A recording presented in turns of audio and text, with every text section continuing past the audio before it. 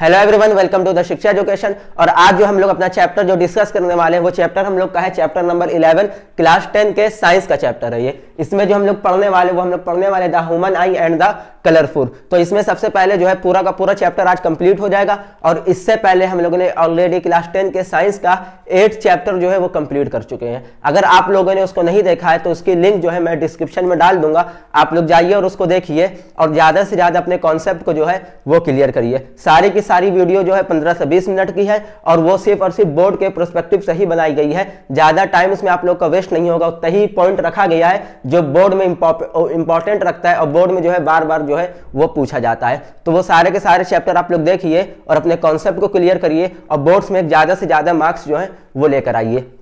तो अब आ जाते हैं अपने वापस इस चैप्टर पे। तो इस चैप्टर में हम लोग को जो सबसे पहला टॉपिक पढ़ना है वो टॉपिक हम लोग का ये है कि स्ट्रक्चर ऑफ ह्यूमन आई। तो हम लोग को जो है ह्यूमन आई के स्ट्रक्चर के बारे में पढ़ना है। तो सबसे पहले ये इसका स्ट्रक्चर है और इसमें जो है सबसे पहले ये आप लोग का ये जो सर्कल आप लोग को दिख रहा है ये आप लोग का एक आई बॉल होता है। ये क्या होता है? ये आप लोग का जो होता है ये आई बॉल होता है और इसकी जो डायमीटर होती है वो जो है मैक्सिमम 2.3 जो है वो डायमीटर होती है। डायमीटर यानी कि पूरी यहां से लेके रेटिना तक के जो होती है इसकी डायमीटर होती है और ये डायमीटर 2.3 सेंटीमीटर की होती है।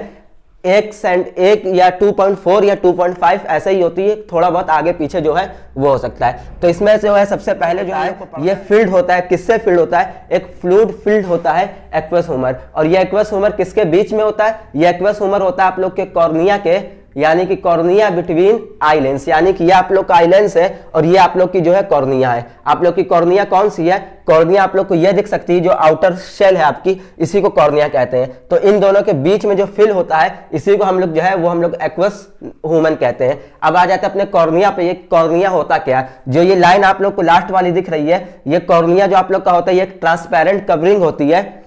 ट्रांसपेरेंट कवरिंग होती है और इसमें जो है लाइट जो होती है, जब सीधे लाइट हम लोग की सीधे जब इस पे पड़ती है तो लाइट जो है तो सीधे सीधे कॉर्निया आप ऐसा समझ सकते हैं कि जो आई का आप लोग के लास्ट सेल होती है, लास्ट बाउंड्री होती है वो कवर होती है, ट्रांसपेरेंट कवरिंग होती है, उसी को हम लोग कॉर्निया कहते हैं। अब कॉर्निया के बाद हम लोग आते हैं ये आइरिस। तो आइरिस क्या होता है?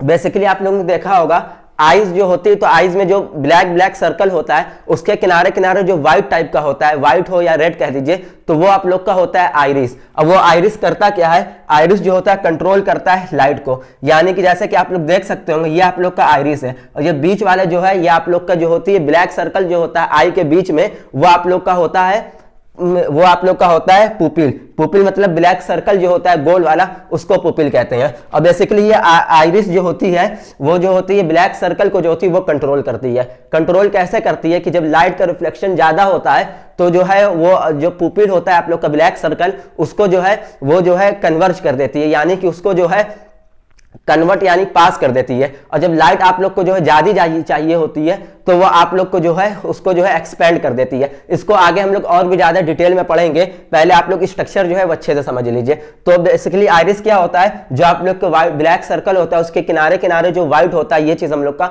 वही हम लोग का आइरिस होता है। और आइरिस के अंदर ही जो हम लोग का पुपिल आता है, पुपिल मतलब जो ब्लैक सर्कल होता है उसको हम लोग पुपिल कहते हैं। अब उसके बाद हम लोग आ जाते हैं कि हम लोग की क्लेरी मसल क्या होती है, यानी कि जो सैलरी मसल होती है, ये सैलरी मसल जो होती है ये सैलरी मसल ये आप लोग की ये है। अब इस सैलरी मसल का क्या काम है? ये कंट्रोल करती है लेंस के साइज को। ये आप लोग का लेंस है, ये लेंस किस चीज का है? ये लेंस आप लोग का कॉन्वेक्स लेंस है। इस कॉन्वेक्स लेंस को सैलरी मसल जो है वो कंट्रोल करती है, यानी कि फोकल लेंथ को जो है कंट्रोल करती है कि ऑब्जेक्ट जो है कितना दूर है और ऑब्जेक्ट कितना पास। आप दूर की चीज देख रहे हैं या पास की चीज देख रहे हैं तो उसमें फोकल लेंथ ज्यादा चाहिए या फोकल लेंथ कम चाहिए, तो इसको कौन कंट्रोल करता है? इसको बेसिकली आप लोग की सैलरी मसल जो होती है वो कंट्रोल करती है। अब इसके बाद आप लोग को पढ़ना है रेटिना। तो रेटिना जैसा कि आप लोग ये देख रहे हैं कि ये जो आप लोग की ये जो बाउंड्री है इसके बीच में जो गैप है ये आप लोग का पूरा रेटिना होता है, यानी कि जो आप लोग का कॉर्निया है, कॉर्निया के जस्ट बाद आप लोग का क्या आता है? रेटिना आता है। तो रेटिना क्या होता है? बेसिकली ये एक फोटो रिसेप्टिक स्क्रीन होती है।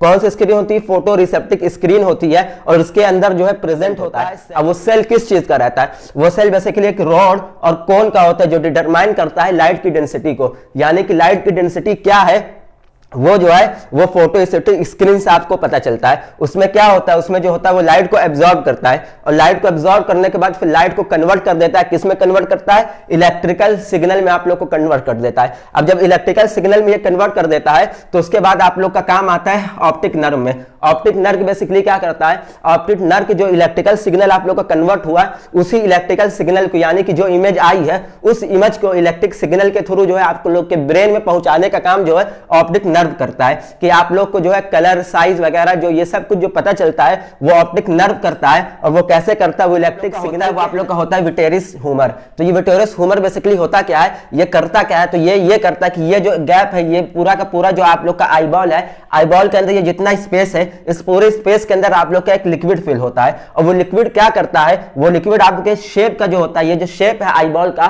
इस शेप को जो है वो लिक्विड जो है वो मेंटेन करने का काम करता है। उसी को हम लोग क्या कहते हैं? उसको हम लोग विटेरिस समझते हैं कि जो होता है हाउ पीपल वर्क, यानी जो पुपिल होता है वो वर्क कैसे करता है। पुपिल क्या होता है? पुपिल बेसिकली आप लोग का जो ब्लैक सर्कल है ये होता है, और ये जो इधर व्हाइट है इसको हम लोग जो है इरिस कहते हैं। इसको हम लोग क्या कहते हैं? इरिस कहते हैं। और इसको जो है ब्लैक सर्कल को हम लोग जो है पुपिल कहते हैं। तो अब इसमें हम लोग को यही समझना है कि हाउ पुपिल वर्क, तो ये पुपिल जो है वो वर्क कैसे करता है। तो ये इसकी डिफिनेशन है, the iris makes the pupil expand और contract according to the intensity of light around the eye. यानी कि जो होता है इरिस क्या करता है, वो जो होता है पुपिल को जो है कॉन्ट्रैक्ट करता है या फिर एक्सपेंड कर देता है, यानी कि या छोटा करता है या फिर बड़ा करता है। अब ये किस पे करता है? ये लाइट की इंटेंसिटी पे करता है। यानी कि लाइट कैसी आ रही है इरिस के पास, इरिस के पास जैसी लाइट आएगी वैसे उस लाइट के इंटेंसिटी पे वो पुपिल को या तो छोटा करेगा या तो बड़ा करेगा। इसको और अच्छे से हम लोग एग्जांपल के थ्रू समझते हैं। क्या?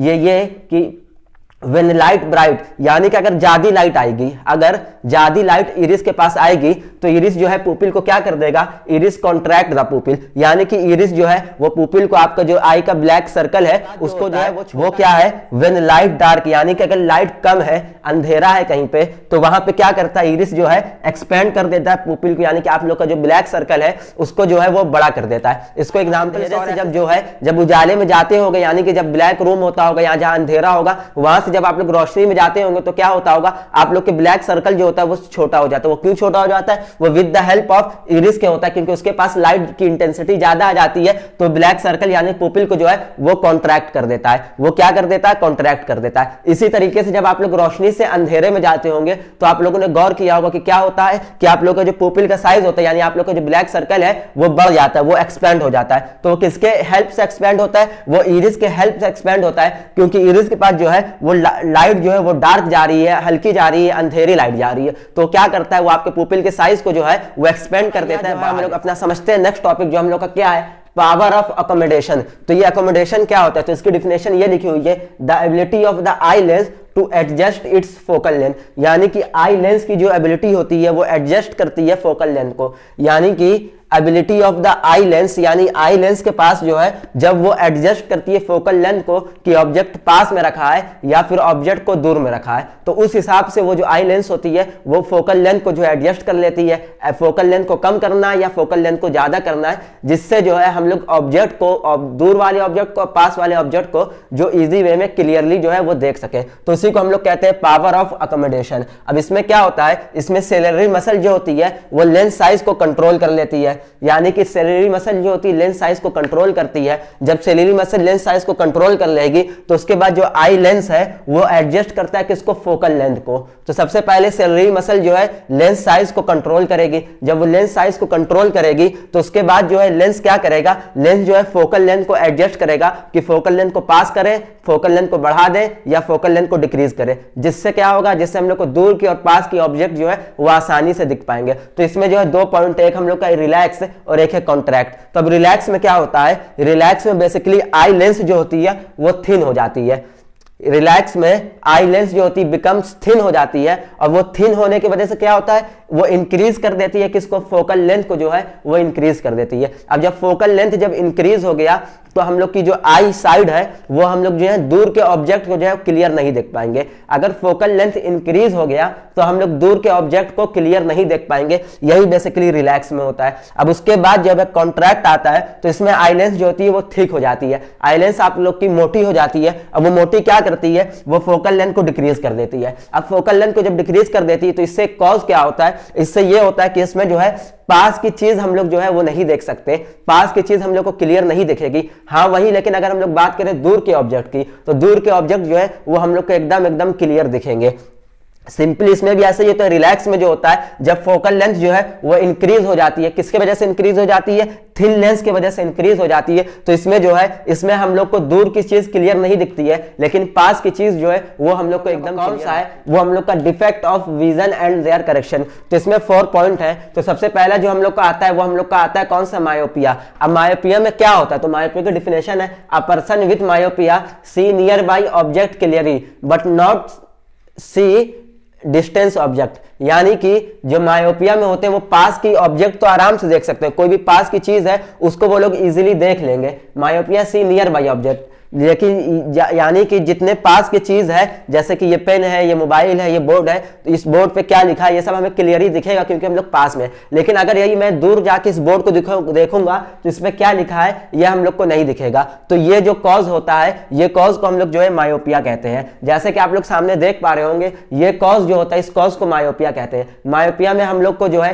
पास की चीज दिखेगी लेकिन दूर की डिस्टेंस वाली चीज जो है वो हम लोग को नहीं दिखेगी। एक हेल्दी पर्सन की मायोपिया जो होती है, डिस्टेंस देखने की जो लिमिट होती है वो 25 सेंटीमीटर होती है। 25 सेंटीमीटर तक वो इजीली जो है क्लियर देख सकता है। अब उसके बाद जो है इसके कॉज कैसे होते हैं, तो इसके कॉज जो होते हैं वो excessive curvature of eye lens होता है। यानी कि आई लेंस का जो कर्वेचर होता है, कर्वेचर आई लेंस का वो बढ़ जाता है। अब आई लेंस का कर्वेचर बढ़ जाता है तो उसके बढ़ने से हम लोग की जो फोकल लेंथ है वो डिक्रीज हो जाएगी। अब फोकल लेंथ जैसे ही डिक्रीज हो गई, हम लोग की जो पावर है, जो पावर साइड है देखने की, पावर जो हम लोग की मायोपिया की है, जो हम लोग को देखेंगे, आई जैसे ही फोकल लेंथ डिक्रीज हो गई हम लोग की पावर ऑफ एकोमोडेशन जो है वो बढ़ जाती है। अब उसके बढ़ने से जो है हम लोग जो है दूर की चीज को नहीं देख सकते हैं, सिर्फ और सिर्फ हम लोग सिर्फ है पास की चीज को ही देख पाएंगे। अब यही कॉज जो है वो बाय बर्थ भी होता है। और या उसका एक और पॉइंट है कि इलोंगेशन ऑफ आई बॉल, यानी कि किसी किसी की साइज जो होता है आई बॉल का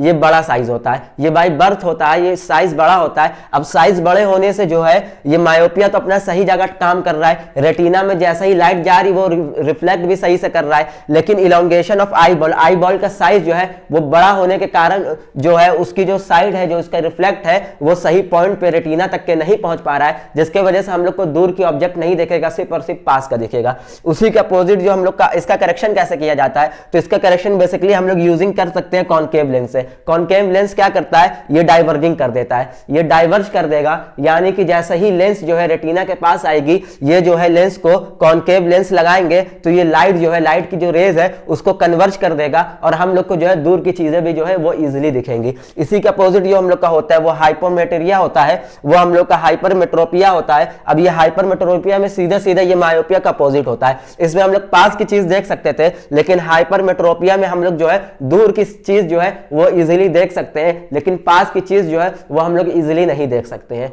दूर की चीज हम लोग को क्लियर एकदम इजी दिखेगी, लेकिन पास की चीज जो है वो हम लोग को क्लियर जो है वो नहीं दिखेगी।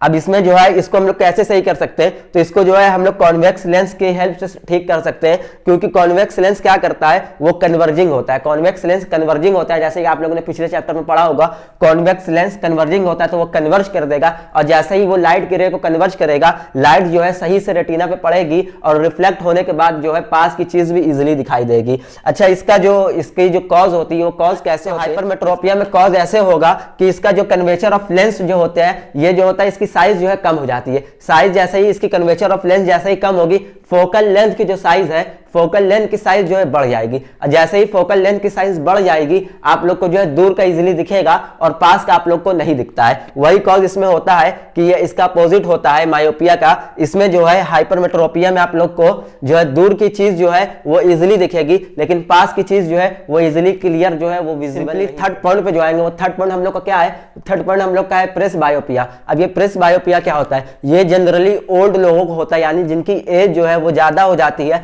जनरली ये उन्हीं को होता है एज ज्यादा होने की वजह से। इसमें क्या होता है, पर्सन में suffer from both myopia and जो है हाइपरमेट्रोपिया, यानी कि जो है ज्यादातर एज वाले जो बूढ़े लोग होते हैं उनको आप देखे होंगे कि उनकी जो है ना उनकी दूर की नजर भी कमजोर होती है और उनकी पास की नजर भी कमजोर होती है। अगर उनको कुछ पढ़ना है तब भी उनको चश्मा लगाना पड़ता है, और अगर उनको कोई चीज देखनी है, दूर की चीज देखनी है, तो उसके लिए भी जो है उनको चश्मा लगाना पड़ता है। तो इसके लिए जो है ये क्यों होता है, ये जो आप लोग का वो प्रेस बायोपिया में होता है, और इसमें जो होती है फोकल लेंथ जो आपकी होती है ये नॉट एडजस्ट हो जाती है, यानी फोकल लेंथ का जो साइज होता है वो एडजस्ट नहीं कर पाता है, वो लॉस में चला जाता है, यानी कि वो एडजस्ट ही नहीं हो पाता है कि उसको कब कम होना है और उसको कब ज्यादा होना है। तो इसी वजह से ज्यादा एज वालों को आप लोगों ने देखा होगा कि वो दो चश्मा रखते होंगे, एक पास की चीज देखने के लिए और एक दूर की चीज देखने के लिए।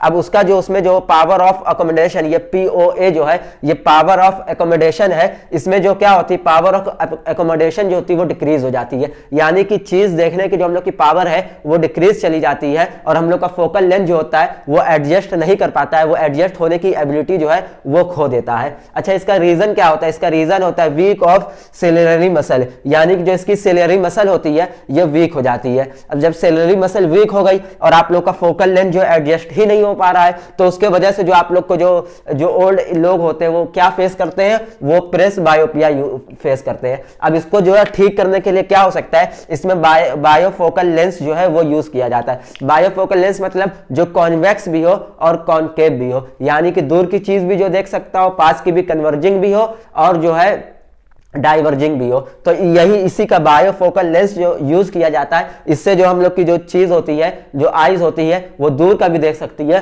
और पास का भी देख सकती है। लेकिन ये बेसिकली बायोफोकल लेंस ज्यादातर लोग यूज नहीं करते हैं, बेसिकली लोग दो ही रखते हैं, एक दूर का चश्मा एक पास का चश्मा। अब इसके बाद जो हम लोग का आता है ये कॉन्ट्रैक्ट होता है। अब ये कॉन्ट्रैक्ट बेसिकली होता क्या है, तो आप लोगों ने देखा होगा जो आंखों के ऊपर ज्यादा एज होने के बाद आंखों के ऊपर जो मोतियाबिंद हो जाती है उसी को हम लोग बेसिकली कॉन्ट्रैक्ट कहते हैं। यानी कि जो होती है जब क्राइस्टलाइन लेंस जो होता है वो आप लोग का ट्रांसपेरेंट होता है। क्रिस्टलाइन लेंस आप लोग का जब ट्रांसपेरेंट होता है तो उसमें लाइट रे जो है इजीली पास हो जाती है। क्रिस्टलाइन लाइन जो आप लोगों ने डायग्राम में देखा होगा वो जो है ट्रांसपेरेंट होता है। जो ट्रांसपेरेंट होता है तो उसमें लाइट जो है इजी जो है वो ट्रैवल कर लेती है। अब जब वो इजी ट्रैवल कर लेती है तो लाइट जो है इजीली पास हो जाती है। लेकिन ओल्डनेस में जब लोग ज्यादा एज उनकी हो जाती है तो उनका जो वो होता है ट्रांसपेरेंट क्रिस्टलाइन लेंस जो होती है वो ट्रांसपेरेंट क्या हो जाती है, ट्रांसपेरेंट के ऊपर जो है मिल्की एंड क्लाउडी जो होती है डस्ट टाइप का जो है वो उनके ऊपर जो है कवर हो जाता है। अब वो जब कवर हो जाता है तो उससे जो है उनको आंखों पे जो है वो मोतियाबिंद हो जाता है। अब इससे जो है ये क्या होता है, ये कभी कभी जो है partially loss and complete loss of vision का भी कारण बन सकता है, यानी कि इसकी भी जो है वो एबिलिटी हो सकती है। अब इसको ठीक कैसे किया जाता है, तो इसको बाई सर्जरी के यूज से ही ठीक किया जा सकता है। सर्जरी जब इसकी होगी तो ये जो है कंप्लीटली जो है ये ठीक। टॉपिक पढ़ते हैं हम लोग का, टॉपिक कौन सा, वो हम लोग का refraction of light through a prism. अब सिंपली इसमें होता है क्या, तो इसमें जो इसकी डिफिनेशन है dispersion of white light by a glass prism, यानी कि अगर इसके अंदर ये आप लोग के सामने एक प्रिज्म है, इसके अंदर एक जो है इंसिडेंट बीम जा रही है। ये आप लोग की जो इंसिडेंट बीम यहाँ पे जैसे ही गई है तो ये इंसिडेंट बीम क्या हुई है, ये आप लोग की जो है डाइवर्ट हो गई है, यानी कि ये इंसिडेंट रे जो है वो आप लोग की जो है बेंड हो गई है। और बेंड किधर साइड हुई है, बेंड टुवर्ड द नॉर्मल की तरफ हुई है। ये आप लोग की जो लाइन है ये आप लोग का बेसिकली ब्लैक वाली जो है ये आप लोग का नॉर्मल है, ये डेंसर मीडियम है और ये जो है ये रेयर मीडियम है और ये आप लोग का डेंसर मीडियम है। तो रेयर मीडियम से डेंसर मीडियम में जैसा ही एक इंसिडेंट रे बीम, लाइट की बीम जैसे ही जो गई है वो जो है वो डाइवर्ट हो गई है, यानी कि कन्वर्ज हो गई है। किसकी तरफ हो गई है, वो नॉर्मल की तरफ जो है बेंड हो गई है। अब नॉर्मल की तरफ ये बेंड हो गई है तो ये नॉर्मल है, इधर की तरफ बेंड हो गई, जा रही थी सीधे ऐसे, जैसे ही बेंड हो गई फिर ये सीधे गई। फिर जैसे ही इसका दूसरा सरफेस आया, इस पे प्रिज्म का जो लास्ट वाला सरफेस है उस पे ये फिर से डाइवर्ट हुई। अब फिर से डाइवर्ट होने के बाद इसके साथ क्या हुआ, ये नॉर्मल से जो है ये डाइवर्ट हो गई। यहां पे ये बेसिकली कन्वर्ज हुई थी नॉर्मल की तरफ, लेकिन बाहर जाते की तरफ, यानी कि जब डेंसर से रेयर जा रही है तो लाइट जो है वो जो है डाइवर्ट हो रही है नॉर्मल से, यानी कि नॉर्मल से जो है दूर जा रही है। तो ये लाइट जो है यहां पे निकल आई। अब ये जो रे निकली है इसी रे को हम लोग क्या कहते हैं, इसको हम लोग कहते हैं इमरजेंट रे, इमरजेंट बीम कह दीजिए या इमरजेंट रे कह दीजिए। अब ये जो आप लोग का ई एंगल बना है नॉर्मल से, ये इसको हम लोग कहते हैं angle of emergent, angle of emergent. अब प्रिज्म का जो एक एंगल होता है वो 60 का होता है, तीनों 60 होते हैं, यानी तीनों को ऐड करेंगे तो टोटल आपका 180 डिग्री जो है वो बन जाएगा। अब ये जैसे इमरजेंट रे यहाँ पे आ गई तो इसी में एक चीज होता है, अगर लाइट यहाँ पे जो है डाइवर्ट नहीं हुई होती तो क्या होता, ये जो है लाइट सीधे सीधे ऐसे जाती और ये वाली लाइट जो है ये सीधे सीधे ऐसे जाती। तो यहाँ पे जो ये एंगल बना रही है, यहाँ पे जो एंगल बना रही है, इस एंगल को क्या कहते हैं, इस एंगल को कहते हैं angle of deviation, angle of deviation. Basically यही हम लोग का जो है एंगल ऑफ डेविएशन। तो बेसिकली जैसे ही ये इंसिडेंट रे इसके अंदर गई प्रिज्म के अंदर और ये जो है टुवर्ड्स द बेंड हो गई, किसके तरफ, टुवर्ड द नॉर्मल, नॉर्मल की तरफ बेंड हो गई, लाइट की रिफ्लेक्शन जो है चेंज हो गई। इसी को हम लोग जो है डिस्पर्जन जो है डिस्पर्जन ऑफ लाइट कहते हैं। ये ग्लास प्रिज्म में जाते ही बेंड हो गई है। अब जब ये बेंड हो गई है तब बेंड होने के बाद जब ये निकलती है तो ये बहुत ज्यादा कलर में निकलती है। इसको आगे हम लोग और भी ज्यादा अच्छे से एक्सप्लेन करेंगे। उससे पहले हम लोग यहाँ पे आते हैं कि हम लोग ये देखते हैं कि लेस डेविएशन क्या होता है और हाई डेविएशन क्या होता है। तो सिंपली आप लोग को पता होगा कि जब रेनबो में से बहुत ज्यादा कलर निकलते हैं तो कलर कितने इतने ज्यादा कैसे निकलते हैं, तो अभी आगे एक्सप्लेन किया जाएगा। तो वो जो कलर निकलते हैं वो बेसिकली कितने टाइप के कलर होते हैं, वो 7 कलर होते हैं। उन 7 कलर को हम लोगों ने विबग्योर का नाम किया है जिससे हम लोग इजिली उसको याद कर सके। वी मतलब होता है वायलेट, आई से इंडिगो, बी से ब्लू, जी से ग्रीन, वाई से येलो और ओ से हम लोग का होता है ऑरेंज और आर से होता है रेड। तो अभी से ये जो विबग्योर जो कलर हम लोग का जो रिफ्लेक्शन से निकल रहा है इसमें जो लेस डेविएशन होता है, यानी कि सबसे कम जो डेविएशन हो रहा है वो रेड का होता है। लेस डेविएशन रेड का क्यों हो रहा है, क्योंकि इसकी जो है वेवलेंथ जो है बहुत ज्यादा है, हाई वेवलेंथ है। और वैसे ही जब जो है आप लोग हाई डेविएशन की बात करें तो हाई एंगल ऑफ डेविएशन कौन बनाता है, वो वायलेट बनाता है। वायलेट क्यों बनाता है, क्योंकि उसका जो वेवलेंथ होता है वो कम होता है, उसका वेवलेंथ जो होता है वो कम होता है। इसके बाद जो हम लोग का टॉपिक है वो हम लोग का है recombination of dispersion light, disperse light. इसमें क्या होता है, इसमें सिंपली अगर हम लोग दो प्रिज्म को रख ले, एक सीधा करके और एक उल्टा करके, अब जब इन दोनों को रख दिया तो यहां से हम लोगों ने एक रे जो है इंसिडेंट रे को जो है पास करा दिया। एक लाइट पास हो रही, वो लाइट किस कलर की, व्हाइट कलर की है। तो बेसिकली इसमें जैसे ही गई वो जो है कन्वर्ट हो गई, वो दो में पार्ट में हो गई, एक वायलेट कलर में एक रेड कलर में। तो वायलेट और रेड कलर से जैसे ये निकली उसके बाद यहां से दो कलर में वो निकल गई। इसके बाद लेकिन जब हम लोगों ने दूसरा एक प्रिज्म और रखा तो उसमें जैसे ही गई ये फिर से बेंड हो गई। अब फिर से बेंड होने के बाद जो है ये दोनों जो है फिर से एक सिंगल कलर देगी और वो कलर हम लोग का फिर से व्हाइट स्क्रीन वाला आएगा, यानी कि जिस कलर से गई थी उसी कलर से निकल गई। और ये कब होता है, जब हम लोग एक जो है एक प्रिज्म को सीधा रख दे और उसी के बगल में जस्ट एक प्रिज्म हम लोग उल्टा रख दे, तो जो हम लोग की लाइट जाती है वही लाइट हम लोग को जो है वापस मिल जाती है। दूसरे टॉपिक पे जाते वो हम लोग का कौन सा है कि रेनबो फॉर्मेशन। ये रेनबो फॉर्मेशन जो है वो कैसे होता है, तो बेसिकली रेनबो फॉर्मेशन जैसे कि आप लोग सामने देख पा रही है कैसे हो रहा है। सबसे पहले सनलाइट से, यानी कि सन से जो लाइट निकल रही, जो रेज निकल रही है वो आप लोग के जो है एक एयर ड्रॉप में जाती है। अब उस एयर ड्रॉप के पहले सरफेस पे जैसे ही वो लाइट गई, फर्स्ट सरफेस पे जो है सन से निकलने के बाद लाइट जो है फर्स्ट सरफेस पे जैसे ही गई वो जो है वो कन्वर्ट हो गई। अब वो जब कन्वर्ट हुई है तो वो जो है व्हाइट कलर से जो है अलग कलर में फॉर्म हो गई है। उसके बाद जो है वो दूसरे सरफेस पे जैसे ही टच हुई, उस दूसरे सरफेस का बेसिकली एक नाम है, वो नाम है टोटल इंटरनल। अब उस टोटल इंटरनल रिफ्रैक्शन पे जैसे ही वो गई वहां से वो फिर से कन्वर्ट हो गई। अब वहां से कन्वर्ट होने के बाद बेसिकली वो जो है 7 कलर जो है वो फॉर्म कर देती है। वो 7 कलर जो आप लोग का होता है वो विबग्योर के फॉर्म में होता है, यानी कि आप लोग का जो विबग्योर होता है ये जो है ये आप लोग के विबग्योर के फॉर्म में जो है वो निकलता है। अब इस विबग्योर के फॉर्म में जब निकलेगा तो सबसे पहले आप लोग का जो वायलेट होता है और सबसे आखिरी में जो आप लोग का रेड होता है, इसमें जो डेविएशन होता है, यानी कि जो सेकंड सरफेस से एंगल जैसे ही जो है वो डेविएशन हो के जब बाहर निकला है तो उसमें डेविएशन जैसा ही होता है। तो वायलेट का डेविएशन जो होता है वो सबसे ज्यादा होता है और रेड का डेविएशन जो होता है वो सबसे कम होता है। इसी वजह से जो रेड का जो वेवलेंथ है वो सबसे ज्यादा होता है और वायलेट का वेवलेंथ जो होता है वो हम लोग का है एटमॉस्फेयर रिफ्रैक्शन। अब ये एटमॉस्फेयर रिफ्रैक्शन किस वजह से होता है, ये हम लोग का एटमॉस्फेयर के ऊपर पूरा का पूरा बेस है, जैसा कि इसके नाम में क्लियर है। तो ये जब आप लोग की जो लाइट जैसे ही पास होती है एक मीडियम से दूसरे मीडियम में, जैसे ही लाइट जा रही है तो उस मीडियम से एक से दूसरे मीडियम में, यानी अगर सन से रेज निकल रही है उसको अर्थ तक आने में उसको जो है डेंसिटी और टेम्परेचर इन दोनों के ऊपर वो बेस होती है। टेम्परेचर जैसे ज्यादा होगा और डेंसिटी जैसे कम होगी, टेम्परेचर और डेंसिटी पे पूरी की पूरी बेस होती है। टेम्परेचर कहीं कम होता है और डेंसिटी भी कहीं कम होती है, वह उसी तरीके से टेम्परेचर कहीं ज्यादा होता है और डेंसिटी भी हम लोग की कहीं ज्यादा होती है। तो उसी वजह से जैसे जैसे वो हम लोग के पास आती है तो हम लोग को जो है उसकी रिफ्लेक्शन जो है अक्सर कभी बाद में जो है वो शो होती है। इसका सबसे सही एग्जांपल जो है वो आप लोग का ट्विंकल ऑफ स्टार है। जैसे कि आप लोग जब रात में आइस उसको स्टार को देखते होंगे तो अक्सर आप लोग को चमकता हुआ दिखेगा। तो चमकता हुआ क्यों दिख रहा है? क्योंकि वहां से जो रेज आ रही है, वहां से जो रेज आ रही है उसकी वेवलेंथ जो है, या उसकी जो हम कह सकते हैं उसका टेम्परेचर या उसकी इंटेंसिटी जो है वो कहीं कहीं जो है रुक रुक के कम ज्यादा होते हुए आ रही है। इसी वजह से जो है वो हम लोग को, अगर उसकी वेवलेंथ जब हम लोग के पास सीधे आ जा रही है तो हम लोग को वो प्रॉपर दिख रहा है, और अगर उसकी इंटेंसिटी जो है, लाइट की इंटेंसिटी कहीं पे कम हो जा रही है तो वो हम लोग को जो है वो लाइट दिखने लगता है। इसी वजह से वो हम लोग को ब्लिंक शो होता है। ये सबसे सही एग्जांपल इसका होता है। इसी तरीके से जो हम लोग एक्चुअल स्टार की पोजीशन जो देखते हैं वो एक्चुअल स्टार की पोजीशन नहीं होती है, असल में उसकी पोजीशन जो है वो थोड़ी सी पहले होती है, लेकिन रिफ्लेक्शन से एटमॉस्फेयर के एयर के अंदर जो है जो हम लोग का जो इंटेंसिटी ऑफ लाइट है, जो टेम्परेचर है, उसकी वजह से जो स्टार की पोजीशन है वो हम लोग को थोड़ी आगे दिखती है। उसकी पोजीशन क्या होती है? हम लोग को जो है थोड़ी सी आगे दिखती है।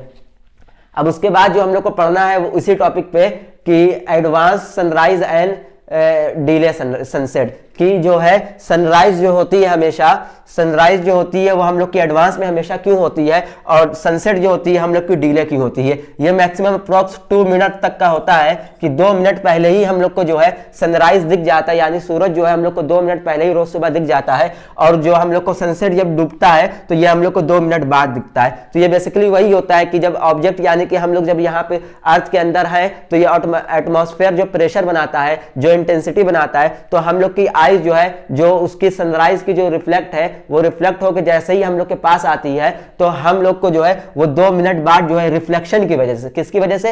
रिफ्लेक्शन की वजह से, डेविएशन की वजह से जो है हम लोग को जो है सनराइज जो है पहले ही निकल आती है। यानी कि मान लीजिए अगर ये सन है और हम लोग अगर यहाँ पे है तो सन अभी यहीं पे है, लेकिन इसकी रिफ्लेक्शन जैसे ही हम लोग के पास आती है तो ये हम लोग का जो हॉरिजन है, हॉरिजन के पास, हॉरिजन के पैरेलल में हम लोग जो है हॉरिजन के रिफ्लेक्शन में ही उसका जो है सनराइज की जो इंटेंसिटी ऑफ लाइट होती है वो आ जाती है, जिससे हम लोग को लगता है कि वो 2 मिनट बाद डूब रहा है, जबकि सूरज जो है पहले ही 2 मिनट पहले ही डूब। लास्ट टॉपिक पे आते हैं जो हम लोग कहा है स्कैटरिंग ऑफ लाइट। तो सिंपली स्कैटरिंग ऑफ लाइट क्या होती है? ये एक बीम ऑफ लाइट होती है। तो ये जब ट्रेवल करती है, ये किस में ट्रेवल करती है? लाइट जो है वो ट्रेवल करती है एयर में। एयर जो होता है आप लोग का एटमॉस्फेयर जो होता है उसमें जैसे ये ट्रेवल करती है तो ये जो होती है ये पार्टिकल जो है, स्मॉल पार्टिकल इसके अंदर जो है प्रेजेंट होता है। अब इसके अंदर जो स्मॉल पार्टिकल प्रेजेंट होता है वो क्या होता है? वो जो रीडायरेक्ट, यानी कि रीडायरेक्ट स्प्रेड हो जाता है। यानी कि जैसे ही बीम ऑफ लाइट जो है, सन की लाइट जो है वो जैसे ही आप लोग के एयर में ट्रैवल करी तो एयर में ट्रैवल करने से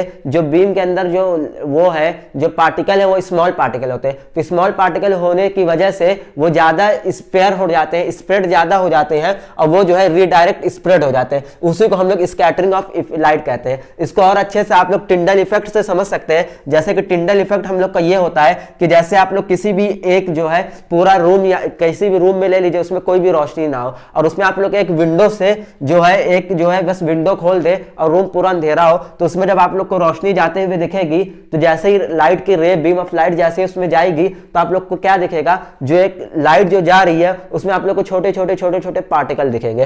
तो ये जो आप लोग के हैं ये छोटे छोटे पार्टिकल है।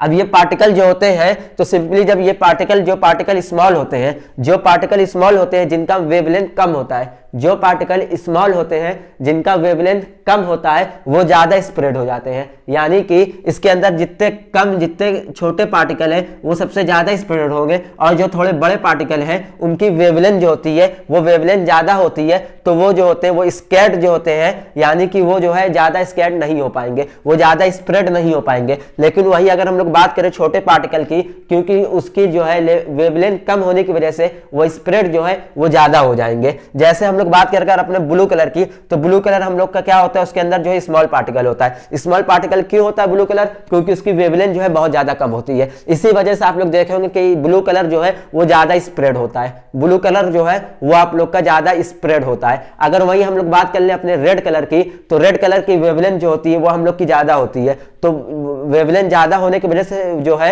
रेड कलर जो हम लोग का ज्यादा स्प्रेड नहीं हो पाता है। अगर हम लोग इसको जो है, जैसे कि हम लोग का जो नेक्स्ट टॉपिक है उस टॉपिक में लास्ट टॉपिक है वो कौन सा है कि जो हम लोग की स्काई है वो हम लोग को ब्लू ही क्यों दिखती है। डायरेक्ट बोर्ड में क्वेश्चन आ जाता है कि हम लोग की जो स्काई है वो हमेशा ब्लू क्यों दिखती है। तो बेसिकली वो इसी फिनोमेना पे बेस है। तो उसी पे एक एग्जांपल लेके मैं बताता हूं कि जो हम लोग की ब्लू कलर इसलिए दिखती है क्यों, क्योंकि ब्लू कलर की हम लोग की जो है वेवलेंथ क्या होती है, सबसे कम होती है। अब ब्लू कलर जो हम लोग का है स्मॉल पार्टिकल है, तो स्मॉल पार्टिकल होने की वजह से उसकी वेवलेंथ कम है। अब वेवलेंथ कम है तो ये स्प्रेड ज्यादा होता है। जैसे कि सनलाइट जैसे ही आती है उसके बाद जैसे ही वो एयर ड्रॉप में जो होती है पहले सरफेस पे पहले रिफ्लेक्ट होती है, फिर दूसरे सरफेस में जाकर रिफ्रैक्शन होता है उसका, वो एक डेविएशन से बाहर निकलती है। तो बाहर जब 7 रंग में निकलती है आपके विबग्योर में, जब वो निकलती है तो विबग्योर में निकलने के बाद उसमें जो है सबसे छोटा पार्टिकल जो आप लोग का होता है वो कौन सा होता है, वो ब्लू कलर वाला होता है। सबसे छोटा पार्टिकल आपको कौन सा होता है, ब्लू कलर वाला होता है। तो और इसकी वेवलेंथ जो है सबसे कम होती है। तो सबसे कम वेवलेंथ होने की वजह से ये सबसे ज्यादा आप लोग का स्प्रेड हो जाता है, सबसे ज्यादा आप लोग को ये दिखाई देता है। यही वजह है कि आप लोग की जो स्काई है वो पूरी की पूरी ब्लू दिखती है। अगर आप लोग जो है इसकी वेवलेंथ को जो है चेंज कर दें तो आप लोग को जो है ब्लू स्काई जो है वो नहीं दिखेगी, चेंज हो जाएगा कलर। जिस चीज की आप लोग जिस कलर की वेवलेंथ आप लोग बढ़ा देंगे आप लोग की स्काई जो है उसी कलर में दिखने लगेगा। तो बेसिकली यहीं तक कि आपका ये पूरा चैप्टर था। आई होप कि मैंने बहुत ही ज्यादा अच्छे से आप लोग को एक्सप्लेन कर दिया होगा। एक एक पॉइंट जो है वो बहुत ही अच्छे से बोर्ड के पर्सपेक्टिव से आप लोग को समझ में आ गया होगा। तो इस चैनल को ज्यादा से ज्यादा शेयर करें अपने दोस्तों के साथ ताकि वो लोग भी इस वीडियो के बेनिफिट उठा सके और बोर्ड्स में ज्यादा से अच्छे मार्क्स जो है वो गेन कर सके। ओके।